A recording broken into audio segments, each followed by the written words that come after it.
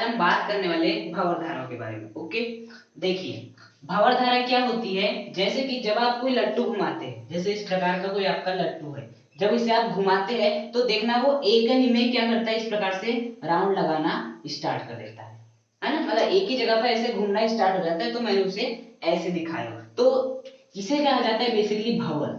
क्या कहा जाता है इसे? भंवर कहा जाता है। जैसे कि जब आपके पानी में लहर उत्पन्न होती है तो देखना एक बिंदु के चारों ओर ऐसे घूमता है, बेसिकली उठता है एक बिंदु के चारों। कभी देखना जब लहर उठती है तो आपका बेसिकली एक बिंदु होता है मेन, और उसके चारों ऐसे आपकी लहरें उठती है। इमेजिन करके देखना, तो इसी को कहा जाता है भंवर। बेसिकली क्या कहा जाता है इसी को? भंवर। और हमारे टॉपिक का क्या नाम है? भंवर धाराएं। मतलब कि ये ऐसी धाराएं होगी जो कि भंवर के रूप में होगी। और भंवर क्या होता है? एक प्रकार से बंद घेरा ही तो होता है। क्या होता है? बंद घेरा होता है। मतलब कि ये जो आपकी धाराएं देखने मिलेगी वो किसके रूप में देखने मिलेगी? भंवर के रूप में देखने मिलेगी। और भंवर क्या होता है? बंद घेरा होता है। तो बेसिकली ये जो धाराएं होती है वो कैसी होती है? बंद घेरे के रूप में होती है। नाम से इतना हमें समझ में आ रहा है। अब देखो बेसिकली जब फैराडे आए थे, फैराडे ने प्रयोग करके क्या बताया कि जो आपका चुंबक है, जब इस चुंबक को इस चुंबक को किसी कुंडली के पास रखते, किसके पास रखते? कुंडली के पास रखते हैं, तो कोई चुंबकीय क्षेत्र का नहीं गुजरती है, जिससे कोई भी विद्युत वाहक बल उत्पन्न नहीं होता है, जिससे कोई भी प्रेरित धारा उत्पन्न नहीं होती। लेकिन जैसे हम इसे चलाना स्टार्ट करते हैं, चाहे हम इसे आगे की ओर चलाएं या पीछे की ओर चलाएं, तो इस कुंडली से संबंधित चुंबकीय फ्लक्स के मान में परिवर्तन होता है, जिससे यहाँ पर विद्युत वाहक बल उत्पन्न होता है, जिसे क्या कहते हैं? प्रेरित धारा कहते हैं। और इस घटना को क्या कहते हैं? विद्युत चुंबकीय प्रेरण कहते हैं बेसिकली। अब एक साइंटिस्ट थे आपके, ये तो किसने किया? फैराडे ने किया। अब और एक साइंटिस्ट थे फोको। एक साइंटिस्ट थे, देखो मनुष्य की प्रवृत्ति पहले से ही आज भी और हमेशा कैसी थी? जिज्ञासु की थी। मतलब कि वो हर चीज को जानना चाहते हैं, नहीं से नहीं। तो सबसे पहले क्या हुआ? आपका आवेश रुका था, विद्युत क्षेत्र बना। अब विद्युत क्षेत्र बना तो उन्होंने सोचे हम आवेश को चलाते हैं, आवेश चला तो विद्युत धारा बनी। अब विद्युत धारा बनी तो उन्होंने सोचे कि क्या विद्युत धारा के बहने से चुंबकीय क्षेत्र उत्पन्न हो सकता है। उसके लिए किसने प्रयोग किया? ऑस्टेड ने किया। और समझ में आया कि नहीं, विद्युत धारा बहने से चुंबकीय क्षेत्र उत्पन्न होता है। अब फैराडे को लगा कि नहीं, विद्युत धारा से चुंबकीय क्षेत्र उत्पन्न होता है, तो नहीं, चुंबकीय क्षेत्र से विद्युत धारा उत्पन्न होना चाहिए, इसलिए उन्होंने ये प्रयोग किया। अब जो फोको नामक साइंटिस्ट है, उन्होंने क्या सोचा कि हम जब चुंबक को गति करवाते हैं तो जो कुंडली से संबंधित चुंबकीय फ्लक्स के मान में क्या होता है? परिवर्तन होता है, जिससे प्रेरित धारा उत्पन्न होती है। लेकिन क्या करूं मैं? इस कुंडली को हटा के कोई एक अन्य पदार्थ रख दूं। क्या कर दूं? इस कुंडली को हटा के कोई एक अन्य पदार्थ रख दूं, तो तब भी क्या, यदि मैं इस चुंबक को गति करवाऊंगा तो इससे संबंधित चुंबकीय फ्लक्स के मान में परिवर्तन होगा, क्या प्रेरित धारा उत्पन्न होगी। इसी बात की जानकारी ज्ञात करने के लिए फोको नामक वैज्ञानिक ने क्या किया? प्रयोग किया, या उन्होंने कुछ प्रयोग किया। तो उस प्रयोग के आधार पर क्या निष्कर्ष निकला कि जब जैसे कि कोई भी चालक हो, कोई भी आपका बस चालक होना चाहिए, कुचालक नहीं और नहीं अर्धचालक। क्या होना चाहिए? बेसिकली चालक होना चाहिए। और जितने भी धातुएं होती है क्या होती है? चालक ही तो होती है, क्योंकि धातुएं क्या करती है? इलेक्ट्रॉन का दान करेगी तो क्या होगा? मुक्त इलेक्ट्रॉन उत्पन्न होंगे। मुक्त इलेक्ट्रॉन उत्पन्न होंगे तो क्या होगा? धारा बहेगी। या ऐसे भी समझ सकते हो, मुक्त आयन उत्पन्न होंगे जब इलेक्ट्रॉन का दान करेंगे तो क्या बहेगी? धारा बहेगी। क्योंकि जितनी भी धातुएं होती है बेसिकली वो क्या करती है? इलेक्ट्रॉनों का प्रवाह करवाती है, जिसके कारण वे चालक की कैटेगरी में आती है। तो उन्होंने क्या लिया? कोई भी एक धातु का टुकड़ा ले लिया। मैं मान लेता हूं वो धातु का टुकड़ा क्या है आपका? ये है। कोई भी धातु का टुकड़ा ले लिया जिसमें से कि धारा का प्रवाह हो सकता है ना। अब वो यदि यहाँ पे कुचालक लेते, तब यदि इसको हिलाने पर धारा का प्रवाह होता भी तो क्या हमें समझ आता? नहीं, क्योंकि इसमें तो बह नहीं सकती ना कुचालक पदार्थ में। तो ये संभव तो केवल चालक पदार्थों में है। तो उन्होंने क्या किया? कुंडली को हटा के उन्होंने कोई भी एक धातु का टुकड़ा ले लिया, कोई भी धातु का टुकड़ा ले लिया।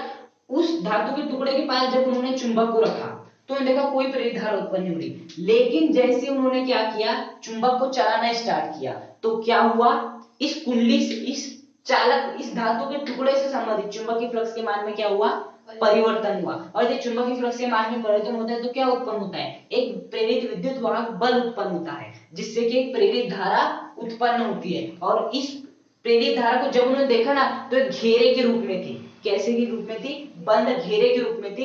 इसलिए उन्होंने इस प्रेरित धारा को क्या नाम दिया? भंवर धारा नाम दिया।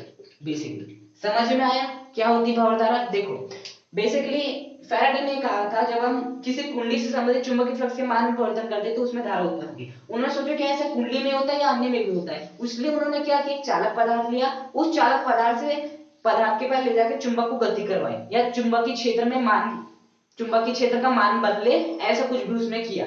ऐसा जरूरी नहीं कि उन्हें चुंबक के पास रहा हुआ। चुंबकीय क्षेत्र को बदलने के बहुत सारे तरीके होते हैं, चुंबकीय फ्लक्स के मान में परिवर्तन करने के बहुत सारे तरीके होते हैं। या तो एक समान चुंबकीय क्षेत्र में उसे गति करा दो या असमान चुंबकीय क्षेत्र में गति करा दो, या बहुत सारे कारण होते हैं जिससे कि कोई भी पदार्थ से संबंधित चुंबकीय फ्लक्स के मान में परिवर्तन होता है बेसिकली। तो उन्होंने क्या किया, ऐसे कुछ व्यवस्था की, उन्होंने एक पदार्थ लिया, धातु का कोई भी टुकड़ा लिया और उस धातु के टुकड़े से संबंधित चुंबकीय फ्लक्स के मान में परिवर्तन कराया। और जैसे ही परिवर्तन कराया तो उन्होंने देखा जैसा कुंडली में होता है वैसे अन्य चालक पदार्थों में भी एक प्रेरित धारा उत्पन्न होती है जो कि एक बंद घेरे के रूप में रहती है। इसी बंद घेरे वाली धारा को उन्होंने क्या नाम दिया, भंवर धारा नाम दिया। तो बेसिकली क्या हो जाएगी इसकी डेफिनेशन, जब किसी चालक से संबंधित चालक चुंबकीय फ्लक्स के मान में परिवर्तन होता है जिससे उस चालक पदार्थ में क्या उत्पन्न होती है, प्रेरित धारा उत्पन्न होती है। इस ये प्रेरित धारा किस रूप में रहती है, बंद घेरे के रूप में रहती है। उसी धारा को क्या कहते हैं, भंवर धारा कहते हैं।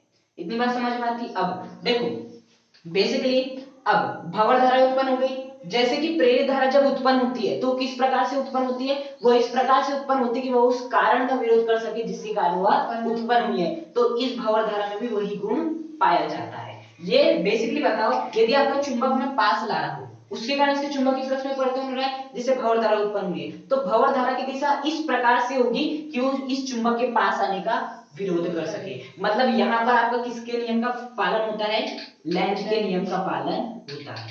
किसका पालन होता है, लेंज का नियम। और लेंज के नियम से क्या क्या ज्ञात करते हैं, धारा की दिशा ज्ञात करते हैं। तो भंवर धाराओं की दिशा ज्ञात करने के लिए हम किसका उपयोग करते हैं, लेंज का नियम का उपयोग करते हैं या फ्लेमिंग के दाएं हाथ के नियम का उपयोग करते हैं। बेसिकली क्वेश्चन में एग्जाम में आता है कि भंवर धाराओं की दिशा ज्ञात करने के लिए खालिस्तान के नियम का उपयोग करते हैं, लेंज का नियम या फ्लेमिंग के दाएं हाथ का नियम, कोई भी लिख सकते हो बेसिकली। तो बताओ लेंज का नियम क्या होता है, E बराबर माइनस का d phi v upon dt। ये क्या होता है आपका लेंज का नियम। तो बेसिकली जब आप भंवर धारा लिखोगे ना तो उसके नीचे एक छोटा सा ये वाला सूत्र लिख देना, E बराबर माइनस का d phi v upon dt। और वैसी बात है यहाँ पर भी, जितना अधिक चुंबकीय फ्लक्स में परिवर्तन होगा इस समय के सापेक्ष उतना अधिक यहाँ पर विद्युत वाहक बल उत्पन्न होगा। जितना विद्युत वाहक बल उत्पन्न हुआ उतनी क्या होगी, भंवर धारा उत्पन्न हुई है। और ये भंवर धारा किसके रूप में रहती है, बंद घेरे के रूप में। वहां पर आपको बंद घेरा लिखना जरूरी है, यदि बंद घेरा नहीं लिखोगे तो भंवर नाम का कोई अर्थ ही नहीं है ऐसा। इसलिए भंवर धारा क्या होती है, जब किसी चालक से संबंधित चुंबकीय फ्लक्स के मान में परिवर्तन करते हैं जिससे प्रेरित धारा उत्पन्न होती है जिसे हम क्या कहते हैं, भंवर धारा कहते हैं। और बेसिकली भंवर धारा किस रूप में रहती है, बंद घेरे के रूप में। इसमें जो भंवर धारा उत्पन्न होती है उसकी भी दिशा वही होती है जो कि हम लेंज के नियम से प्रेरित धारा की दिशा ज्ञात करते थे। प्रेरित धारा की दिशा हमेशा उस कारण का विरोध करती थी जिसके कारण वह उत्पन्न हुई है, तो भंवर धारा भी उस कारण का विरोध करेगी जिसके कारण वह उत्पन्न हुई है बेसिकली। और भंवर धारा के नीचे क्या लिख दोगे, ये वाला बेसिकली सूत्र लिख दोगे जो कि लेंज के नियम से आया था। अब देखना है जो भंवर धारा होती है ना बहुत ही खतरनाक होती है बेसिकली। जो आपकी भंवर धारा होती है ना बहुत ही खतरनाक होती है ना। तो भंवर धाराओं को यदि हमें कम करना है बेसिकली, देखो ऑब्वियस सी बात है, देखो मान लो कोई भी चालक पदार्थ है, अभी तक तो केवल ये जब तक फोको नहीं आए थे तब तक हमें क्या मालूम था कि जब हमें कुंडली लेंगे और उससे संबंधित चुंबकीय फ्लक्स के मान में परिवर्तन करेंगे तभी प्रेरित धारा उत्पन्न होगी और वो प्रेरित धारा उतनी खतरनाक नहीं होगी। लेकिन जैसे ही फोको नामक साइंटिस्ट आए उन्होंने बता दिया कि नहीं, कुंडली ने कोई भी चालक पदार्थ ये आपका फोन भी, कोई भी चालक पदार्थ, आपकी वॉच भी, यदि इसमें मुक्त इलेक्ट्रॉन हो तो कोई भी चालक पदार्थ यदि उससे संबंधित चुंबकीय फ्लक्स के मान में परिवर्तन होता है तो एक बहुत ही खतरनाक क्या उत्पन्न होती है, भंवर धारा उत्पन्न होती है। ये कॉन्सेप्ट आ गया। और याद रखना भंवर धारा बहुत क्या होती है, खतरनाक होती है। तो बेसिकली जो भंवर धारा है उसको यदि हमें कम करना है तो हमें क्या करना पड़ेगा, उसका उपाय सोचना स्टार्ट होगा। क्योंकि यदि मान लो मेरे एक ऐसी घड़ी है, अब इसके पास में किसी चुंबक को चुंबकीय फ्लक्स के मान में परिवर्तन होगा, फर्स्ट में भंवर धारा उत्पन्न होगी और इसके जलने की भी संभावना हो सकती है बेसिकली। तो अब क्या था कि भंवर धारा को कम किया कैसे जा सके, तो देखो क्या किए, बेसिकली जो भंवर धारा है उसमें ओम के नियम का पालन होता है बखूबी। भंवर धाराओं में ओम के नियम का पालन होता है। अब यहाँ से I का मान निकालो, V/R = I होगा। अब बताओ यदि प्रतिरोध का मान बढ़ता है तो धारा का मान क्या होगा, कम होगा। इसीलिए तब से सोचा गया कि जितने भी चालक पदार्थ है उनका प्रतिरोध क्या रखा जाए, उच्च रखा जाए। क्या रखा जाए, उच्च रखा जाए, जिससे कि भंवर धारा यदि उत्पन्न भी हो तो कम से कम ही उत्पन्न हो, जिससे कि कोई नुकसान ना पहुंचे। तो याद रखना भंवर धारा इतनी खतरनाक होती है कि किसी चालक में बहना स्टार्ट हो गई ना तो बेसिकली उसे इतना गर्म कर सकती बता नहीं सकता, और यदि अधिक समय तक बह गई हो तो पूरा रक्त तप्त तक गर्म कर सकती। कभी देखिए लोहा को इतना गर्म करते कि वो एकदम लाल लाल दिखाई देता है, तो उतनी ताकत होती है इन भंवर धारा में यदि अधिक समय तक प्रवाहित हो गई तो बेसिकली। तो इसके लिए क्या उपाय सोचा गया कि नहीं, हम जो रहेंगे जो भी चालक पदार्थ होगा उसका प्रतिरोध बहुत उच्च रखेंगे, जिससे कि धारा आपकी क्या हो कम से कम प्रवाहित हो। अब बताओ यदि चालक पदार्थ का प्रतिरोध हमने बहुत उच्च कर दिए, अब तो उसमें से धारा का प्रवाह नहीं होगा, जो बेसिकली जो मेन धारा बहनी चाहिए हमारी वो भी नहीं बहेगी। मान लो एक फोन है उसमें भी तो धारा, उसमें क्या होता है बेसिकली धारा बहती है तभी आपका फोन चलता है, या आपकी टीवी हो गई जितने भी इलेक्ट्रिक करंट हो गया बल्ब हो गया एक कब जलेगा जब उसमें धारा प्रवाहित होगी। अब बेसिकली यदि मैंने इसका प्रतिरोध बहुत उच्च कर दिया क्योंकि मुझे भंवर धारा को रोकना था, अब क्या होगा, क्या बह पाए, धारा ही नहीं बह पाएगी, जो बहनी थी वो भी नहीं बह पाएगी, इसके लिए क्या था वो भी बंद हो जाएगी। तो बेसिकली हम प्रतिरोध को भी उतना भी अधिक नहीं कर पाते, इसके लिए हम कुछ युक्तियों का प्रयोग करते हैं, वो मैं आपको अभी आपको बताऊंगा। तो ज्यादा भंवर धारा इतनी खतरनाक होती है कि यदि ज्यादा समय तक बह गई तो उसे रक्त तप्त तक गर्म कर सकती किसी भी चालक पदार्थ को, है ना। तो बेसिकली ये क्या होती है आपकी भंवर धाराएं होती है। अब देखो भंवर धारा का बेसिकली प्रायोगिक प्रदर्शन पूछा जाता है, क्या पूछा जाता है, प्रायोगिक प्रदर्शन, मतलब कि इसे आप प्रायोगिक व्यवस्था में किस प्रकार से स्पष्ट करेंगे इन भंवर धाराओं को, है ना। तो भंवर धारा क्या होती है समझ में आए, बंद घेरे के रूप में रहती है, लैंस के नियम का पालन होता है, दिशागमन फ्लेमिंग के दाएं हाथ के नियम से या लैंस के नियम से ज्ञात करते हैं, और बेसिकली इसमें ओम के नियम का पालन होता है, और ये बहुत खतरनाक होती है, यदि अधिक समय तक प्रवाहित हो जाए तो क्या होगा, रक्त तप्त तक गर्म कर सकती है, बेसिकली आपकी भंवर धारा है, और ये एकदम प्रेरित धारा के समान ही होती है। अब देखना इस धारा की खोज किसने की थी, फोको नामक वैज्ञानिक ने, इसलिए इस धारा को क्या कहते हैं, फोको धारा भी कहते हैं। कौन सी धारा भी कहते हैं, फोको धारा भी कहते हैं। अब देखना बेसिकली हम क्या देखने वाले हैं, भंवर धाराओं का प्रायोगिक प्रदर्शन, मतलब इसे यदि हमें दिखाना हो, देखो फोको ने ये तो बता दिया कि नहीं जब किसी चालक पदार्थ को हम रखते हैं तो क्या होता है, चुंबकीय फ्लक्स के माने परिवर्तन होता है जिससे भंवर धारा उत्पन्न होती है, लेकिन इसे साइंटिस्ट लोग मानेंगे कैसे, हम लोग कैसे मानेंगे, ऐसा तो ना कि फोको ने बोल दिया तो कोई तो की नालायक उसकी मान लेगी, है ना। तो बेसिकली उन्होंने क्या किया, एक प्रायोगिक प्रदर्शन किया, तो उसी प्रायोगिक प्रदर्शन को मैं बताता हूँ। उन्होंने पूरी दुनिया को बताया प्रायोगिक प्रदर्शन, जिससे दुनिया को समझ में आया कि नहीं ये जो कह रहे हैं वो सही कह रहे हैं। तो देखो उन्होंने क्या किया, उन्होंने इस प्रकार से लिया एक मतलब हैंडल लटकाने के लिए, और यहाँ पर क्या किया, एक तांबे की प्लेट थी इस प्रकार की आयताकार, उसे लटका दिया। अब इसके चारों ओर क्या किया उसने, इस प्रकार से दो चुंबक रख दिए, इसका नाम एल दे दो, इसका नाम एल दे दो, रख दिया। अब इन्होंने क्या किया, बेसिकली ये क्या था, तांबे का पदार्थ था, बेसिकली तांबे का पदार्थ क्या होता है, चालक पदार्थ ही तो होता है, उसके पास में क्या रख दिया, आपका चुंबक रख दिया। अब बताओ जैसे ये घूमेगा, जैसे आपका घूमे, अब क्या किया उन्होंने, इसे घुमाना स्टार्ट किया इस प्रकार से, मतलब कि इसे उन्होंने थोड़ा धक्का दिया जिससे कि घूमना स्टार्ट हुई। अब बताओ जब पहले ये रुकी हुई थी, जब घूमना स्टार्ट नहीं थे, पहले जब रुकी हुई थी तो जो आपका चुंबकीय क्षेत्र गुजर रहा था वो इस प्रकार से गुजर रहा था आपका चुंबकीय क्षेत्र, तो जो चुंबकीय क्षेत्र गुजर रहा था वही गुजर रहा था, क्योंकि अभी हिल नहीं रही है। बेसिकली जो चुंबकीय क्षेत्र गुजर रही थी बेसिकली चुंबकीय फ्लक्स उत्पन्न हो गया था इसमें, लेकिन चुंबकीय फ्लक्स से हमें कोई मतलब नहीं है, हमें चुंबकीय फ्लक्स में परिवर्तन से मतलब है। लेकिन जैसे ये घूमना स्टार्ट हुई, जैसे उसने धक्का दिया तो घूमे क्या, ऐसे टकराया, तो आप सोच भी सकते इमेजिन कर सकते हो कि घूमना स्टार्ट करेगी, घूमना स्टार्ट करेगी तो चुंबकीय क्षेत्र का क्या होगी, परिवर्तित होगी, चुंबकीय क्षेत्र का परिवर्तित होगी तो चुंबकीय फ्लक्स भी क्या होगा, परिवर्तित होगा। और यदि चुंबकीय फ्लक्स परिवर्तन होता है तो क्या उत्पन्न होता है, प्रेरित विद्युत वाहक बल, जो कि एक धारा को प्रेरित करता है। और वो जो यहाँ हमें सच में यहाँ पर हमें क्या देखने मिलती है, धारा देखने मिलती है। और अब धारा तो दिखती नहीं है, समझ कैसे आए हमें, या तो हमने कोई बैटरी भी नहीं जोड़े थे, बल्ब भी नहीं जोड़े थे कि हमें समझ में आ सके। तो पता क्या हुआ, जैसे उन्होंने रुकी हुई थी चुंबकीय फ्लक्स में कोई परिवर्तन नहीं था, लेकिन जैसे घूमना स्टार्ट हुई तो क्या हुआ, चुंबकीय फ्लक्स में मानक परिवर्तन हुआ जिससे भंवर धारा उत्पन्न हुई। ये जो है रुक गई, जो आपकी ये थी वो पूरी तरह क्या हो गई, रुक गई। हमने इसे धक्का दिए थे, घूमना स्टार्ट हुई, थोड़ी देर घूमी और अपने स्थान पे आके रुक गई। अब हमें समझ में आया कि नहीं, यहाँ पर जो धारा उत्पन्न हुई है वो बेसिकली कौन सी धारा उत्पन्न हुई है, भंवर धारा उत्पन्न हुई है। कौन सी धारा उत्पन्न हुई है, भंवर धारा। क्यों, क्योंकि भंवर धारा उस कारण का विरोध करती है जिस कारण वह उत्पन्न हुई है। बताओ यहाँ पर भंवर धारा क्यों उत्पन्न हुई, क्योंकि यहाँ पर प्रेरित विद्युत वाहक बल उत्पन्न हुआ, प्रेरित विद्युत वाहक बल उत्पन्न हुआ, चुंबकीय फ्लक्स में परिवर्तन हुआ, चुंबकीय फ्लक्स में क्यों परिवर्तन हुआ? क्योंकि क्योंकि ये घूमना स्टार्ट की। तो बेसिकली जब भंवर धारा उत्पन्न होगी तो क्या चाहेगी कि ये आपका क्या हो जाए, रुक जाए। इसीलिए जब हम ऐसे तांबे की प्लेट को दो चुंबकीय ध्रुवों के मध्य रखते हैं, जब दो चुंबकीय ध्रुवों के मध्य रखते हैं तो बेसिकली कुछ धारा का प्रवाह नहीं होता है, लेकिन जैसे भी इसे घुमाना स्टार्ट होता है चुंबकीय फ्लक्स में परिवर्तन होता है, जिससे प्रेरित विद्युत वाहक बल उत्पन्न होता है, जिससे भंवर धारा उत्पन्न होती है। और वो भंवर धारा की दिशा इस प्रकार से होती है कि वो उस कारण का विद्युत सर्किट जिस कारण उत्पन्न हुई है, वो किसके कारण उत्पन्न हुई है? इसके घूमने के कारण उत्पन्न हुई। तो वो क्या चाहिए कि पूरी तरह से रुक जाए। तो कुछ समय बाद हमें क्या देखने मिलता है कि ये जो घूम रहा था वो रुक गया। यहाँ से पूरी दुनिया को समझ में आ गया ये कुंडली है क्या? नहीं है, ये केवल क्या है आपका एक तांबे का कोई आयताकार प्लेट है, मतलब चालक पदार्थ है। तो यहाँ पर जो धारा उत्पन्न होगी उसे कौन सी नाम दिए उन्होंने? भंवर धारा नाम दिए। तो यहाँ से फोकर नामक साइंटिस्ट का सिद्ध हो गया कि नहीं भंवर धारा नाम की कोई धारा होती है बेसिकली। अब देखो सिद्ध हो गया भंवर धारा क्या होती है, दिशा कैसे ज्ञात कर सकते हैं, किस नियम का पालन होता है, क्या होता है, और उसका प्रायोगिक प्रदर्शन भी देख लिया हमने कि नहीं भंवर धारा नाम की चीज होती है। ऐसे बहुत सारे प्रयोग दिए किताबों में, आप पढ़ेंगे तो समझ में आ जाएगा ना। तो बेसिकली मैंने एक आपको प्रयोग करके दिखा दिया। अब आए समझ में? अब देखना क्या था, अब बात थी भंवर धाराएं समझ में भी आ गई, उत्पन्न भी होती है, खतरनाक भी होती है, वो भी समझ में आ गया, प्रायोगिक रूप से दिखा भी दिए। अब बात आती है इसे हमने कम कैसे की।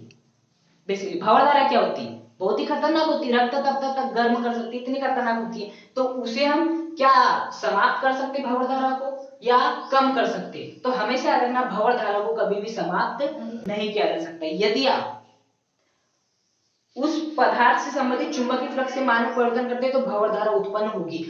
तो भंवर धारा क्या थी? बहुत खतरनाक थी। तो इस भंवर धारा को खत्म करने की जब बात आई तो समाप्त तो नहीं किया जा सकता था, इसे केवल क्या किया जा सकता था? कम किया जा सकता था। तो देखो कम करने के लिए क्या किया गया। देखो सबसे पहले तो हम समझते कि इससे हानि क्या थी, भंवर धारा से हानि क्या थी। ये तो हमें मालूम था कि चालक को रक्त तक गर्म कर सकता है, ये तो हमें मालूम था, मतलब कि हमें भंवर धाराओं को क्या करना था? कम से कम करना था। हमें ये पता चल चुका था कि इसे समाप्त तो नहीं किया जा सकता लेकिन कम किया जा सकता है, ये हमें मालूम था। लेकिन बेसिकली इससे हानि क्या होती है वो तो हमने रक्त वाला एग्जांपल दिए। देखो जितने भी आपके ट्रांसफार्मर होते हैं ना, आप देखते होंगे अपने घर के आसपास लगे रहते हैं ट्रांसफार्मर, उसी से पूरी विद्युत सप्लाई होती है। बेसिकली वहां का जो ट्रांसफार्मर होता है वहां का जो विभवांतर होता है बहुत अधिक होता है। तो देखो जो ट्रांसफार्मर होते हैं ना उनमें बेसिकली क्या होती है आपकी, इस प्रकार से तांबे की एक आयताकार कुंडली होती है, तांबे की एक आयताकार कुंडली होती है, और उसमें जो आपकी धारा बहती है ना वो कौन सी धारा बहती है? प्रत्यावर्ती धारा बहती है। कौन सी धारा बहती है? प्रत्यावर्ती धारा, जो कि हम चैप्टर नंबर 7 में पढ़ने वाले, इसके बाद वाले चैप्टर में। तो देखना प्रत्यावर्ती धारा ऐसी धारा होती है जो कि निरंतर परिवर्तित होती है। अब बताओ यदि धारा निरंतर परिवर्तित होगी तो क्या होगा? चुंबकीय क्षेत्र परिवर्तित होगा, चुंबकीय क्षेत्र परिवर्तित होगा तो क्या परिवर्तित होगा? चुंबकीय फ्लक्स परिवर्तित होगा, और यदि चुंबकीय फ्लक्स परिवर्तित होगा तो यहाँ पर क्या उत्पन्न होगी? भंवर धारा उत्पन्न होगी। और यदि भंवर धारा उत्पन्न होगी तो क्या हो सकता है? इसके जलने का खतरा बना हो सकता है, और जो ट्रांसफार्मर है वो आपका टूट भी सकता है बेसिकली। लेकिन अब ऐसा होता नहीं, क्या टूटता है? वो तभी भी सप्लाई कर रहा है। तो क्या करते हैं हम बेसिकली प्रत्यावर्ती जो आपकी धारा है वो तो प्रवाहित हो ही रही है। बेसिकली उसका यदि हमने प्रतिरोध बहुत अधिक उच्च भी कर दी तो जो बहनी चाहिए प्रत्यावर्ती धारा वो भी नहीं बह पाएगी। तो हम क्या करते हैं, जितने भी आपके ना ट्रांजिस्टर हो गए, सॉरी ट्रांसफार्मर हो गए, विद्युत जनित्र हो गए, प्रेरण कुंडली होती है, बेसिकली उसमें प्रत्यावर्ती धारा प्रवाहित होती है जिसके कारण भंवर धारा उत्पन्न होती है जो कि बहुत ही खतरनाक होती है। उन्हें कम करने के लिए हम क्या बनाते हैं? पटलित क्रोड बनाते हैं। क्या बनाते हैं?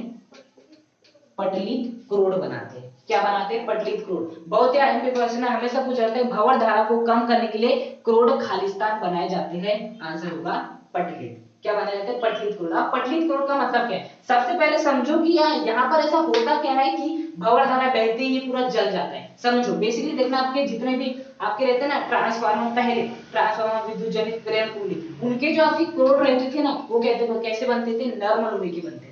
कैसे बनते थे? नर्म लोहे के बनते थे। अब बताओ यदि नर्म लोहे को यदि भंवर धारा बहेगी तो आसानी से पूरी तरह से चकनाचूर कर सकती है। तो बेसिकली हमने क्या क्या किए, जो आपका नर्म लोहे का क्रोड होता है बेसिकली क्या क्या क्या किए, उसका हमने पटलित क्रोड बनाया। पटलित क्रोड का मतलब होता है हमने धातु की पतली पत्ती लिए, एक पतली पतली पत्ती लिए, उसके एक के ऊपर एक के ऊपर एक के ऊपर एक के ऊपर एक के ऊपर एक के ऊपर रखते गए, तो जो आपका बनता है उसे कहते हैं आपका पटलित क्रोड। बेसिकली पता है जब भंवर धारा बहती है ना तो सबसे अधिक प्रभावित करती है वो क्रोड को।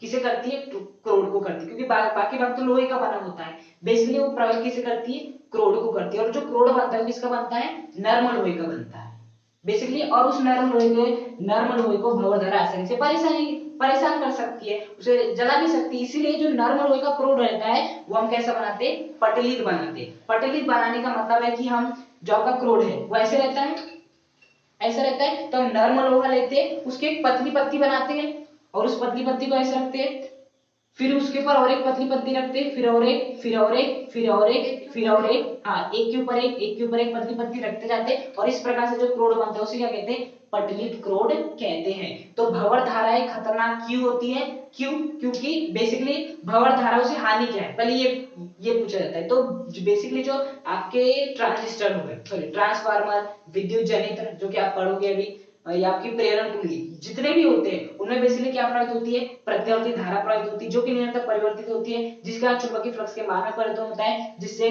भंवर धारा उत्पन्न हो सकती है। और ये जो भंवर धारा उत्पन्न होती है बेसिकली किसे प्रभावित करती है? नर्म लोहे के क्रोड को प्रभावित करती है, जिससे कि जो आपकी विद्युत ऊर्जा है वो किसमें परिवर्तित हो जाती है? ऊष्मीय ऊर्जा के रूप में परिवर्तित हो जाती है। तो यही क्या है? भंवर धाराओं से हानि है। अब भंवर धाराओं को कम करने के उपाय, तो भंवर धारा को कम करने का एक ही उपाय है कि जो अपना नर्म लोहे का जो क्रोड है उसका आप क्या बना दे?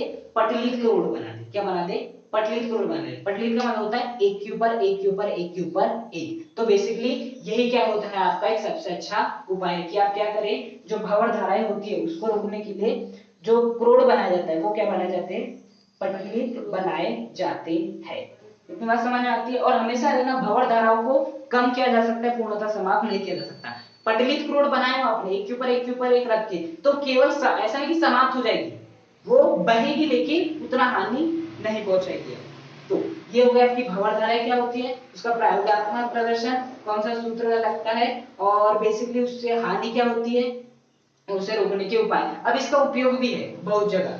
तो यदि मैं पहले उपयोग की बात करूं तो वो है विद्युत ब्रेक तथा गति मापक में। जितने आपके विद्युत ब्रेक होते हैं ना और गति मापक होते हैं, जिसकी सहायता से हम गति का मापन करते हैं, विद्युत ब्रेक हो गए, गति मापक हो गए, उन यंत्रों में किसका उपयोग करते हैं हम? बेसिकली भंवर धाराओं का उपयोग करते हैं। ये मतलब हमारे लिए लाभकारी भी है। उसके बाद जो आपकी प्रेरण भट्टी होती है, कौन सी भट्टी होती है? प्रेरण भट्टी, ऐसी ऐसी भट्टी नहीं, प्रेरण भट्टी। तो वहां पर क्या होता है? बेसिकली भंवर धाराओं का उपयोग होता है। और यदि मैं बात करूं आपकी चल कुंडली धारामापी को रुद्ध दोलन बनाने में, बेसिकली चल कुंडली धारामापी को रुद्ध दोलन बनाने में भी इसका उपयोग किया जाता है। तो पहला उपयोग क्या है? विद्युत ब्रेक तथा गति मापक में इसका उपयोग किया जाता है, दूसरा प्रेरण भट्टी में इसका उपयोग किया जाता है, और तीसरा चल कुंडली धारामापी को रुद्ध दोलन बनाने में भी इसका उपयोग किया जाता है।